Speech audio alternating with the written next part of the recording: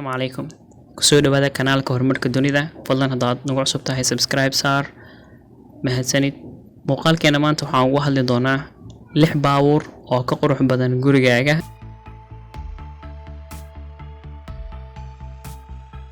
Gaariga koowaad waa 2020 Tiffin Weber. Waa gaari casri ah kaasoo milkiilaha dareensiinayo raaxo iyo amaan.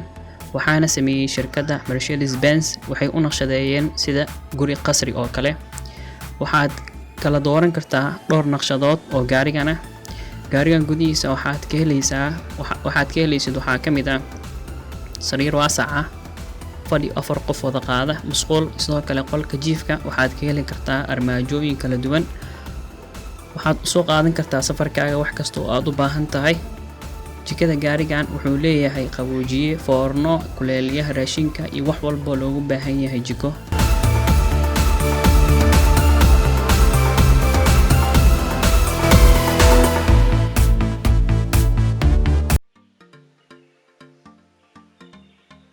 waa waqtigii aan ka hadli lahayn guryaha matoorada leh kuwaas oo aad u horumarsan tiknoolaji ahaan. xaqiiqdii gaarigan gudihiisa waxaad moodaa guri caadi ah haddii uusan ka qurux badnayn meesha aad hadda ku nooshahay. gaarigan waxaa soo saaray shirkad Ingiriiska ugu weyn taasoo ku takhasustay soo saaridda iyo iibinta guryaha matoorada leh. gaarigan wuxuu leeyahay solar cadceed ku shaqeeya kaasoo dabka siinaya intaad safarka ku jirtid.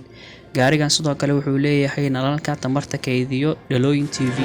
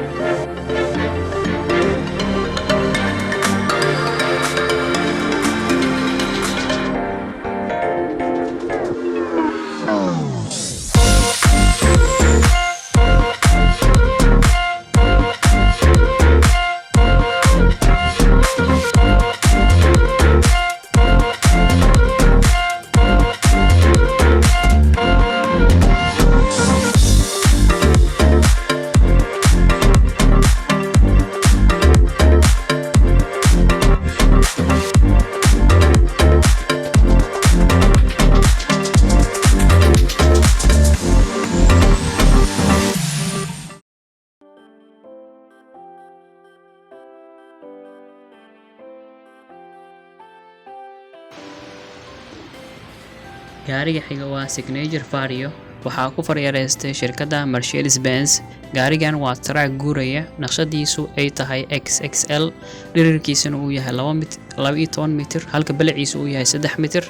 dhexdiisa oo waasac ah ayaa injineerada u ogolaatay inay si fiican u qurxiyaan gudihiisa.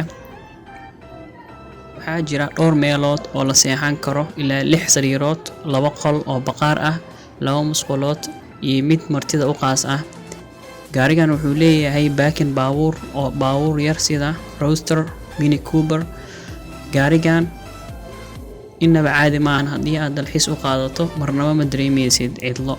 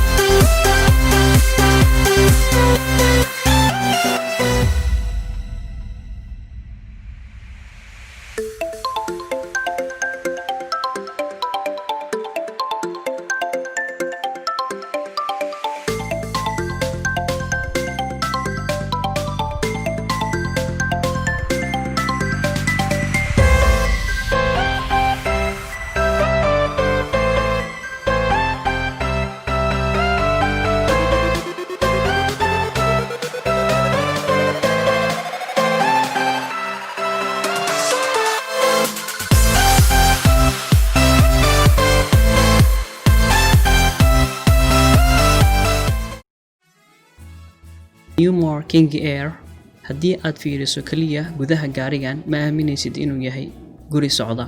Waxaad hadda shaashada ka arkaysaa ma ahan guri ee waa King Air ee soo saartay shirkadda Mareykanka ee Newmar, kuwaas oo naqshadeeya gawaarida raaxada. Si kasta ha noqotee waxay horey u aragtay waa gaarigan King Air.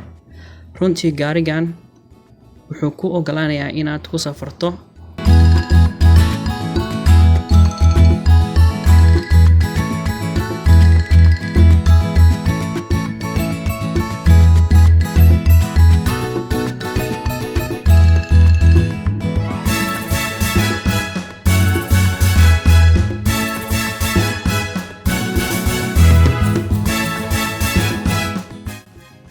wuxuu leeyahay TV aad weyn oo laga daawan karo muuqaal 4K ah. Sidoo kale wuxuu leeyahay 11 sameecado oo ku yaalo qaybaha kala duwan ee guriga.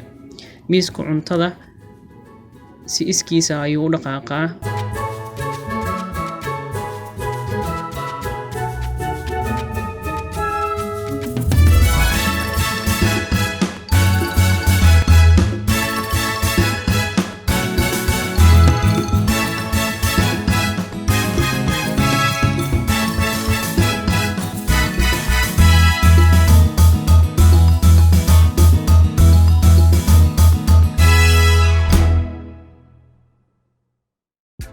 Notel waa qalab la qaadi karo kaas oo ku ogolaanaya qof kasta inuu seexdo waqti kasta meel kasta. Haddii uu wato gaari, dabcan hal qof ayaa ku rakibi kara kaliya dhowr daqiiqo, mana loo baahno gaariga in wax laga bedelo si loo isticmaalo qalabkan. Marka aan la isticmaalin, waxa uu u muuqdaa bac fidsan oo isku wada eg. Marka aad furto ayay isbedelaysaa meel siman oo furaash la saari karo. qalabkan wuxuu ku yimaadaa dabool dariishad baabuur, sidaa darteeda iftiinka maalinimo waxba kaama dhibi doonto. qalabkan balaciisu waa 2 mitir halka miisaanka ugu badan uu qaadi karo ay tahay 290 kilogram. kaliya 2 qof ayaa ku seexan karta, waxaana ku iibsan kartaa $470.